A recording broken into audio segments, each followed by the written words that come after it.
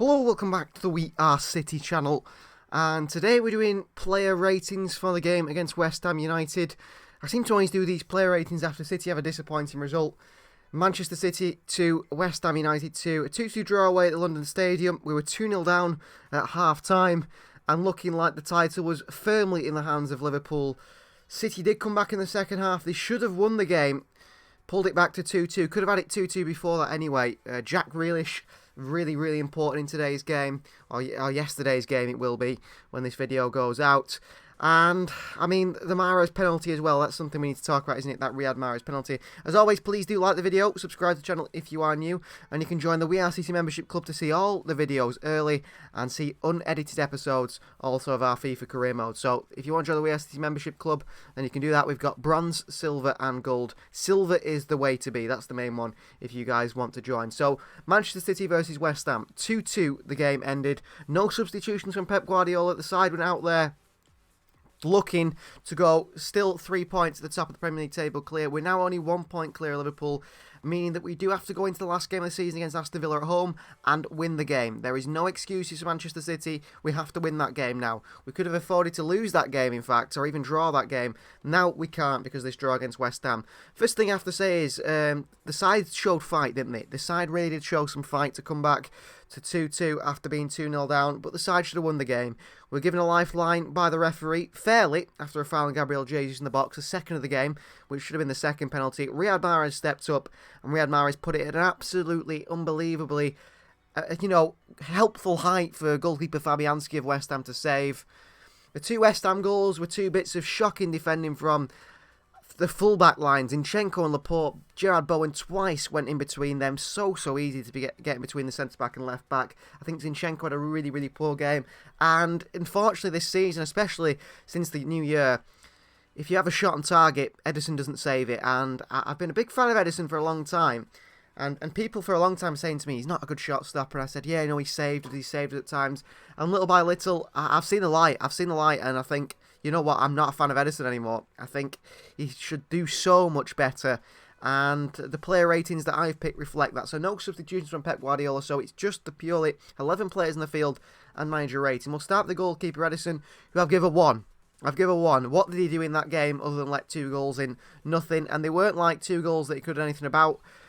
Not only did he let 2 goals in, I mean, the first one, Gerard Bowen goes round him, you think, okay, maybe we'll let him get away with that. The second one, he's straight at him, and it goes underneath him, underneath his foot.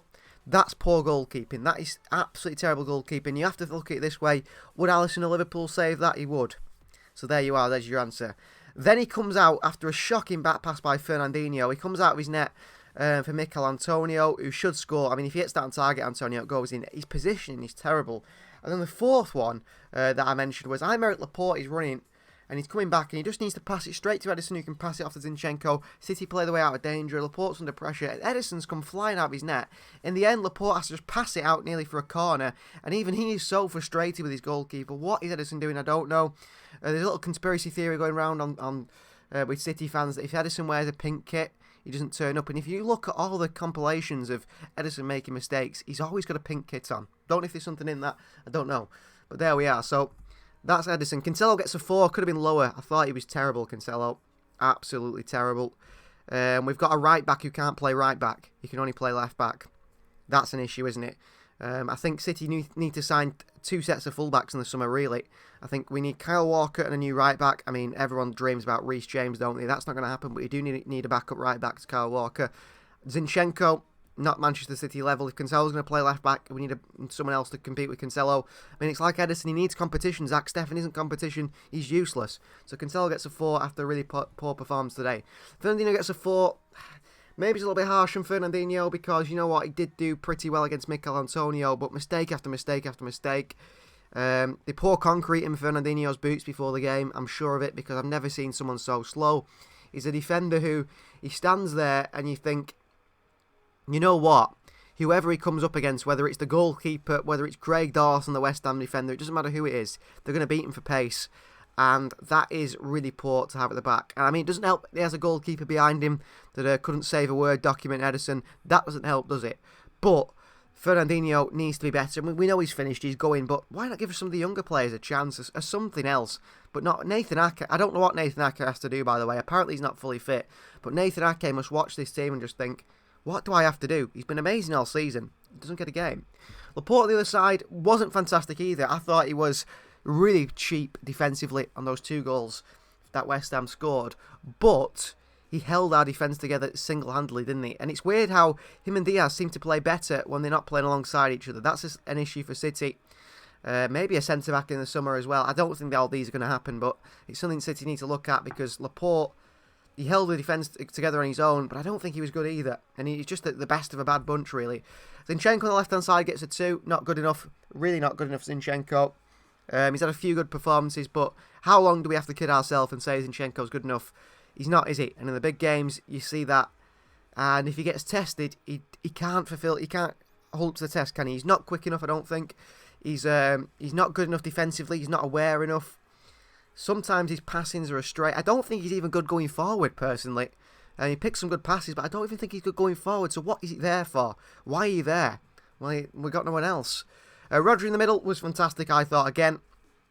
Only a 7 because he could have been better. But a 7 for Rodri. He just one of my favourite players, honestly. He's just a colossus in midfield. Just wins the ball, lays it off, plays the passes. He was so frustrated with the defence in the early few minutes where West Ham had a few chances. I mean, West Ham had 4 shots all game, 2 on target, both went in.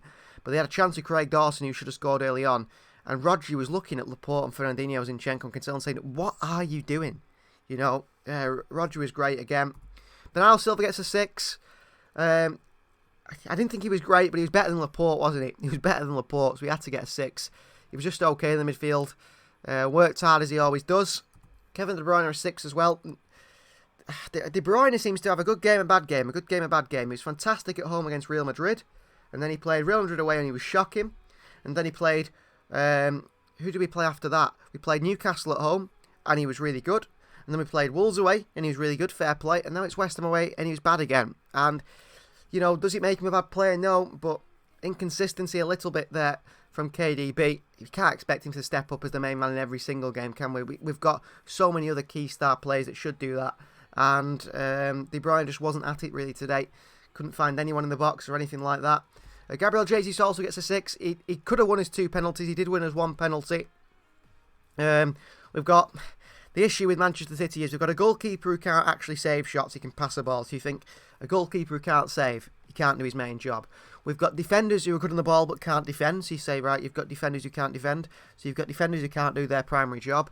And then you've got a striker whose primary job is to score goals in Gabriel Jesus, and he can't score goals, can he? That's not what he does. So, you know, he's going to be moving to Arsenal, it looks, this summer. Thank you for all he's done for the club. He's worked very hard. He scored that goal, didn't he, at Southampton away.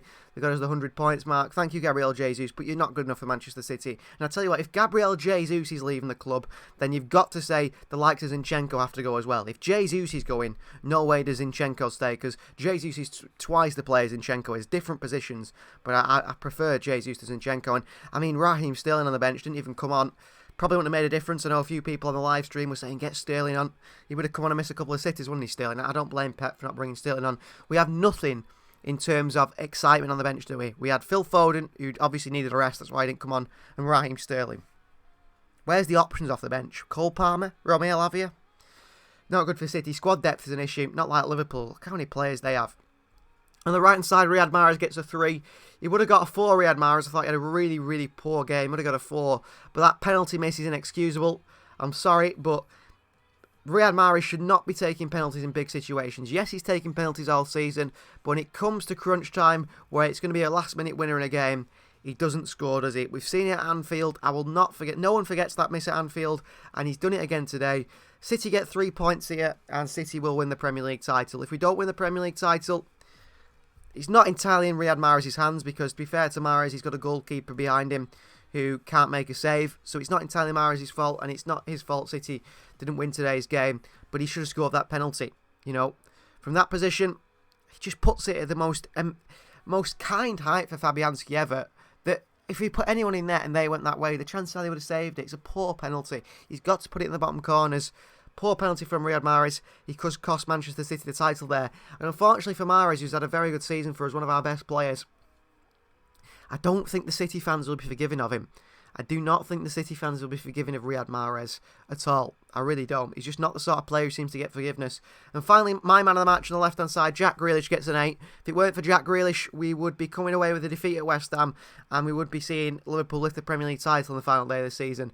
Liverpool do play Southampton on Wednesday. They won't do us a favour. I tell you now, they'll get torn apart, maybe 7 or 8-0. There's no way Southampton get anything against Liverpool, and there's no way Wolves do on the final game of the season. So it's in City's hands to win against Aston Villa. Perhaps Jack Grealish can be the hero. Maybe it's written in the stars that he scores against his former club. But he was brilliant today on that left-hand side. I really think he was brilliant today. Worked hard, created chances, got the goal. Yes, it was deflected. It probably would have been saved by Fabianski, but in the right place at the right time, hit the shot. He was, important the second goal as well.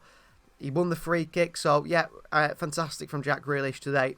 And that is the Grealish we need to be seeing week in, week out for Manchester City. And he will start games on that left-hand side. He really will. And I think if we see that player next season, we're going to be very happy, even if we paid 100 million for him. Finally, Pep Guardiola, he gets a 6. Pep was okay, didn't make any subs, but I would have given Pep lower. But the fact that he got the team to come out, I mean, this is a bit of a problem, isn't it?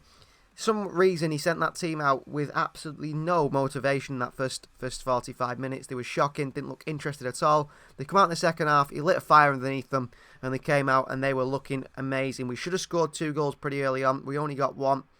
The issue was there was no one in the box. That is just Manchester City, isn't it?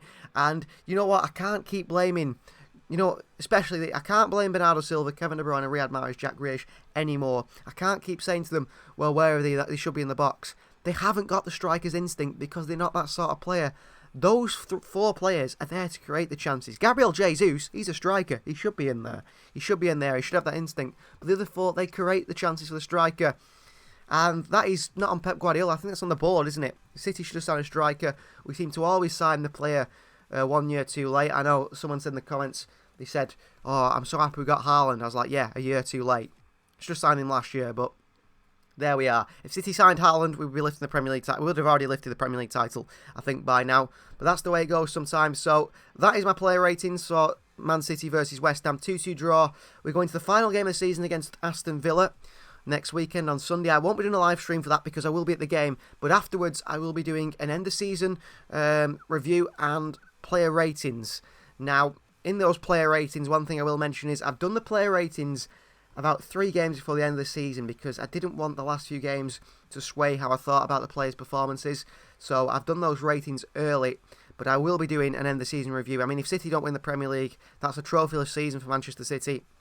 Pep Guardiola, which other manager at a big club survives that sort of trophyless season with his squad? They don't, do they? But Pep is sort of a speciality, and he will get away with it. And I don't think it's entirely on Pep because, I mean, the players just didn't turn up in games for him. And the injury crisis at the moment has cost us. Let us know in the comments down below who your man of the match was and what your player ratings were, if you have any different. And of course, football is a game of opinions. I know a few people on these videos have said, you're wrong, you're wrong. No one is wrong. If you think Mahrez was fantastic today and I don't think he was, that's totally fine. That's the way football works. People view things differently. So, thank you very much for watching. Please do like the video. Like I always say, subscribe to the channel. And we'll see you guys next time.